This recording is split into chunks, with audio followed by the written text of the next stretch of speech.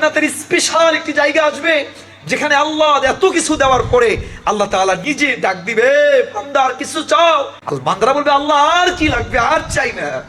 তখন আল্লাহ রাসূলুল্লাহ আমাদের হাবিব বলবেন, না, আপনাকে গোটা জীবন দেখি নাই, আপনারে না দেখে ইবাদত করেছি 12 ঘন্টা 13 ঘন্টা 18 ঘন্টা 20 ঘন্টা পর্যন্ত না খেয়ে খেয়ে রোজা রেখেছি, ফজরে উঠে উঠে নামাজ পড়েছি। যে মনিবকে আমরা এত মানলাম, যার জন্য এত কিছু করলাম, ওই মাওলারে এখনো পর্যন্ত দেখি না, একটু দেখতে চাই। আল্লাহ তাআলা এবার ডাক দিবে, গো হাবিব জান জান, আজকে সব জান্নাতীদেরকে আজকে আমি আমার দিদার নসিব করে দিব। বিশাল বড় একটা ময়দানে আল্লাহ তাআলা সব জান্নাতীদের একত্রিত করবেন। আল্লাহ তাআলা নিজে তার সামনে 70,000 নূরের পর্দা, ওই দিন হাসরবাসীরা অবলোকন দৃষ্টিতে তাকায়া থাকবে।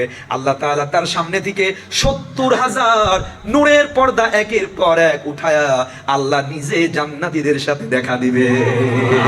আমরা দোয়া করি, ওগো মনিব,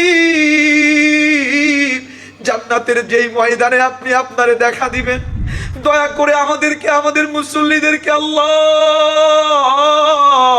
ওই ময়দানের কোন একটা চিপায় কানায় হলেও আপনার দেখার ব্যবস্থা করে দিয়েন, বলেন আমিন।